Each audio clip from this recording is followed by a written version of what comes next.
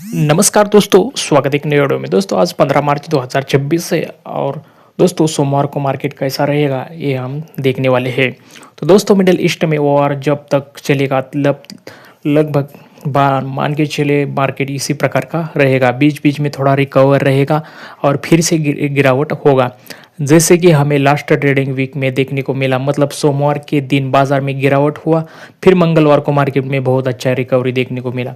उसके बाद बुधवार, बृहस्पतिवार और खास करके शुक्रवार को हमें सीधा दिन तबाही देखने को मिला। लगभग चारों ओर गिरावट ही गिरावट, क्योंकि बुधवार और गुरुवार को मिड कैप, स्मॉल कैप और पीएसयू सेक्टर थोड़ा शेप था, लेकिन बैंकिंग निफ्टी, मेटल और ऑटो सेक्टर में करेक्शन रहा था।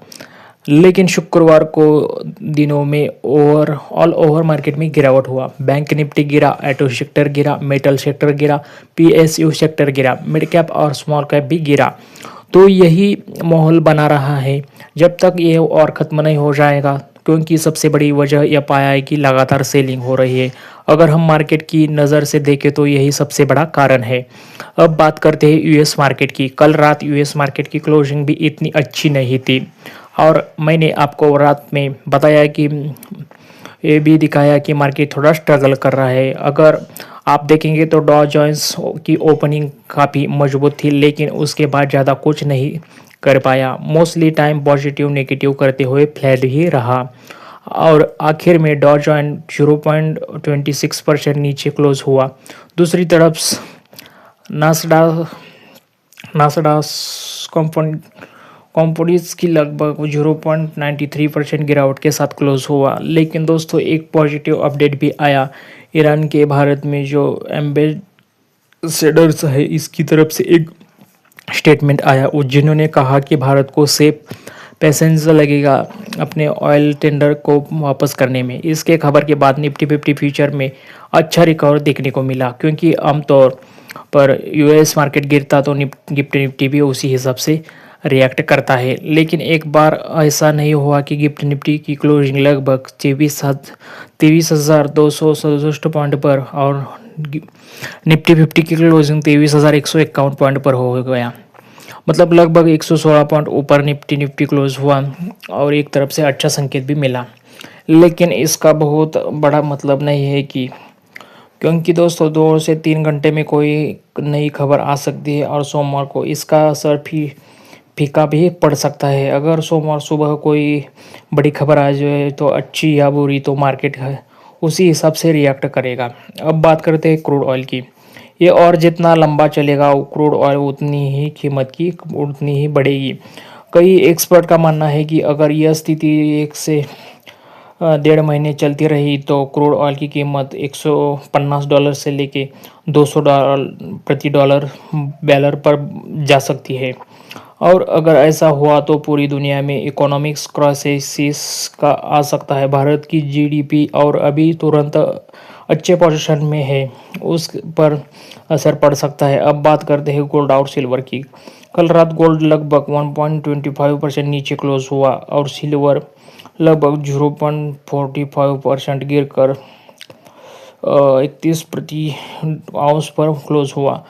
अब एक बहुत महत्वपूर्ण बात समझ लीजिए, दुनिया में सबसे ज़्यादा व्यापार 2 चीज़ों का होता है, पहला तेल और दूसरा गोल्ड, सोना।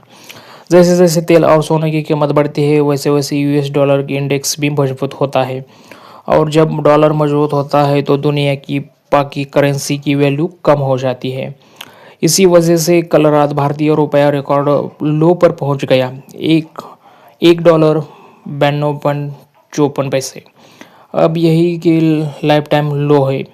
अब थोड़ा जियोपॉलिटिकल अपडेट की आपको देता हूँ, जो कल मिडनाइट के लेकर आज तक आया है।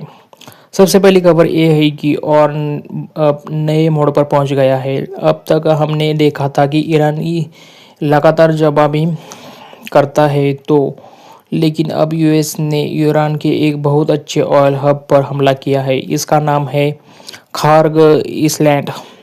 ये ईरान का एक बहुत महत्वपूर्ण ऑयल प्रोडक्शन सेंटर है। कहा जाता है कि ईरान ने लगभग 80 से 90% ऑयल एक्सपोर्ट का प्रोडक्शन यहीं से होता है, इसलिए इसे ईरान की क्राउन ज्वेल भी कहा जाता है। और आज सुबह खबर आई कि यूएस के इस आइलैंड पर भारी बर्फबारी बम फेंके। तो दोस्तों इसके साथ ही यूएस नेवी ने यह भी कहा है कि स्टार्ट हॉर्मन्स के ऑयल टैंकर को एक्सकॉर्ट करेगी ताकि सप्लाई चेन में कोई बाधा ना हो जाए। दूसरी खबर यह है कि यूएस और इसराइल ने ईरान के कुर्दिस्तान प्रांत में भी हमला किया, जहां लगभग 112 लोगों की मौत हुई है और लाखों लोग अपने घर छोड़कर भागने को मजबूर हो गए हैं।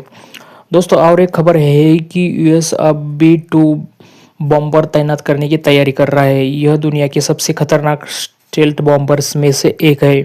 इसे रडार से ट्रैक करना लगभग नामुमकिन होता है और इससे पहले 2025 में ईरान की न्यूक्लियर साइट पर हमला इसी से हुआ था। अगर यह तैनात होता है तो यह वार का गेम चेंजर बन सकता है। अब बात करते हैं डोनाल्ड ट्रंप के स्टेटमेंट की। उन्होंने कहा है कि ईरान पूरी तरह हार चुका है और अब डील करना चाहता है, लेकिन उन्होंने यह भी कहा कि यूएस उस डील को स्वीकार नहीं करेगा। हालांकि इस स्टेटमेंट को 100% सच मानना मुश्किल है, क्योंकि कई बार ऐसे स्टेटमेंट पॉलिटिकल प्रेशर बनाने के लिए भी दिए जाते हैं, इसलिए 50-50 संभावना है। और एक मज़ेदार अपडेट भी आया है कि नॉर्थ कोरिया के किंग जोन ने उनको कैसे भूल सकते हैं। हाथी में यूएस और साउथ कोरिया एक मिलिट्री डील कर रहे थे, उसके बाद नॉर्थ कोरिया ने 10 बैलिस्टिक मिसाइल टेस्ट कर दिए हैं। हालांकि यह किसी पर हमला नहीं था, लेकिन यह तरह से ताकत दिखाने की कोशिश थी। अब अगर हम निवेशक के नज़र से देखें तो इस प्रकार का माहौल मार्केट में बिल्कुल अच्छा नहीं है, क्योंकि अब तक यह और चलता रहेगा। एफआईआई की सेलिंग जारी है। अभी मार्च महीना आधा भी पूरा हो चुका है और एफआईआई अब तक 52,704 करोड़ रुपए बेच कर निकल चुके हैं। अगर एवरेज देखें तो लगभग 7,000 से 8,000 करोड़ रोज बिकवाली हो रही है। इसी दिन 10,000 करोड़ रुपये सेलिंग हुई है और ऑयल प्राइस भी बढ़ता चला गया है। इसका सबसे ज़्यादा असर भारत जैसे डेवलपिंग देश पर पड़ेगा, क्योंकि यहाँ जनसंख्या ज़्यादा है और ऑयल इंपोर्ट भी ज़्यादा होता है। इसलिए अगर यह और लंबा चला तो मार्केट का ट्रेंड ऐसा ही रह सकता है, 1-2 दिन की रिकवरी और 2-3 दिन की गिरावट। बाकी दोस्तों अगर इसके बारे में कोई भी जानकारी आए तो मैं आपको ज़रूर